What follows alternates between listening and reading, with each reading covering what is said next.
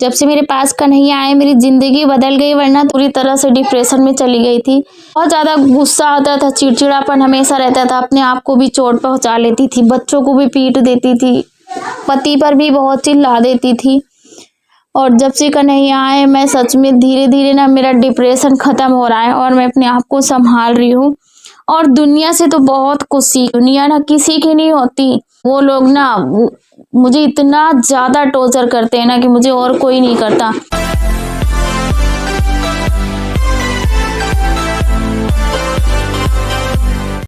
Radhe Radhe friend, जय श्री कृष्णा। आप लोग कैसे हैं? आई होप कि आप लोग अच्छे होंगे फ्रेंड। और मैं भी राधा रानी की कृपा से बहुत अच्छी हूँ। स्वागत करती हूँ आपका अपने यूट्यूब चैनल में। तो आज कौन आया है भाई हमारे साथ बैठा है किचन में? देखिए कन्हैया बैठे हैं आकर के किचन में।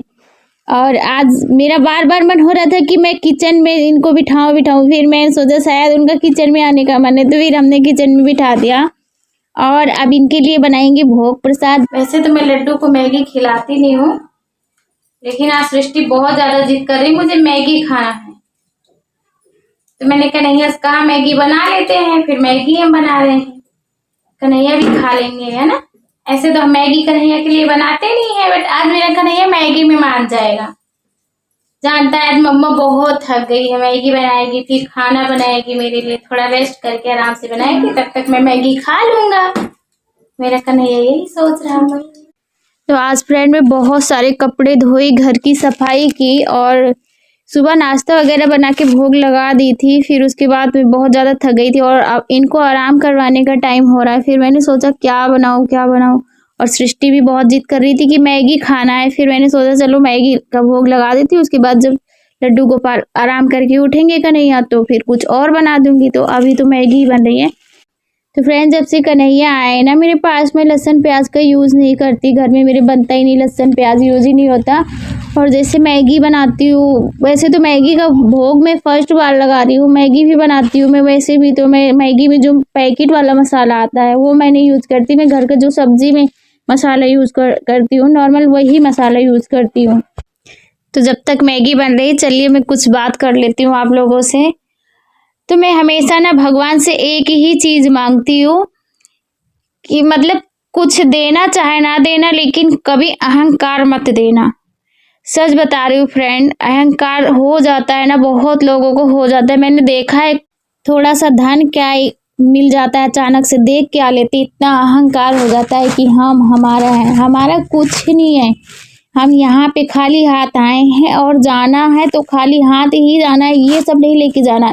असली धन की कमाई तो हम भगवान का नाम जाप करें, उनको याद करें, वही हमारे साथ जाएगा। बाकी यहाँ जो बेईमानी और कमाया हुआ, चाहे ईमानदारी का चाहे बेईमानी का, जितना भी धन कमाया हुआ है सब यहीं रह जाना है। और आज मैं आपको एक सॉन्ग सुनाती हूँ, आप ज़रूर सुनना और सुनकर के इस जीवन में अपने उतारना भी उस सॉन्ग को। मैं हमेशा ये गाना मेरे को बहुत ज़्यादा पसंद है, हमेशा मैं सुनती रहती हूँ। सब कुछ देना सावरे पर अहंकार मत देना, सब कुछ देना सावरे पर अहंकार मत देना। वरदान हम तो ये हमेशा तुमसे ही मांगा करते हैं, क्यों इतराऊं मैं, मेरा क्या है, सब कुछ तो कान्हा तूने दिया है। तेरी दया से चलता गुजारा, जब से रहम तूने मुझ पे किया है। मेरे सावरे तेरा करम ना आए कभी मेरे मन में ये हम, ये सोच के तो हम डरते हैं, तुमसे ही मांगा करते हैं, हो तुमसे ही मांगा करते। तो फ्रेंड गाना ना मैं गा नहीं पाती, मेरे को इसके सुर ताल का नहीं पता होता, बस ऐसे गा देती हूँ जैसे आता है।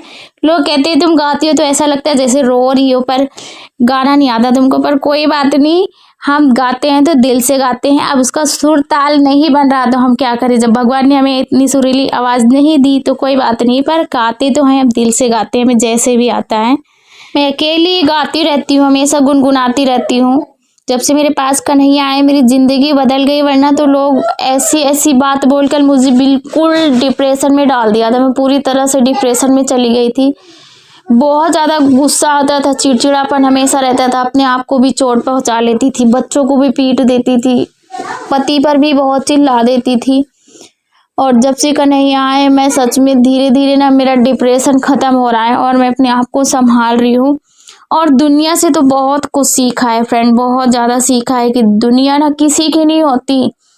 एक ही नाता रखना चाहिए हमेशा, भगवान से ही बस, और दुनिया से कोई नाता नहीं, ना कोई रिश्तेदार, कोई अपना है ही नहीं है। मैं और किसी को नहीं जानती, क्योंकि जब मुझे ज़रूरत पड़ती है तो कोई काम नहीं आता। मैंने सबके ज़रूरत पे काम आके देख लिया, पर जब मुझे ज़रूरत पड़ती है ना कोई काम नहीं आता।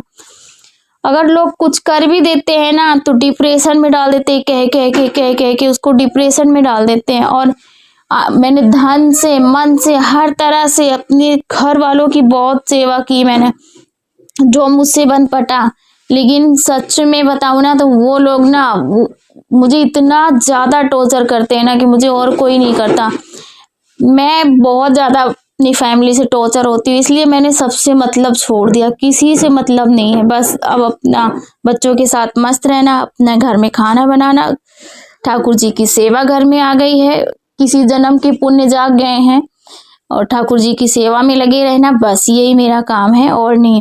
और बात करते करते मेरी मैगी भी पक के तैयार हो गई है। अब हम लगाएंगे ठाकुर जी को भोग। तो फ्रेंड कन्हैया का भोग लग गया है और अब ये करेंगे आराम, तो हम करवा देते हैं आराम। और बातें तो हमेशा होती रहेंगी। मिलते हैं फिर एक नए ब्लॉग के साथ। ब्लॉग बहुत बड़ा हो जाएगा, इसीलिए ब्लॉग को यहीं पे ख़त्म करते हैं और मिलेंगे फिर एक नए ब्लॉग के साथ। अगर वीडियो पसंद आया हो तो लाइक कर देना, सब्सक्राइब कर देना, सपोर्ट कर देना फ्रेंड। मिलते हैं फिर एक ब्लॉग में। Radhe Radhe, bye bye.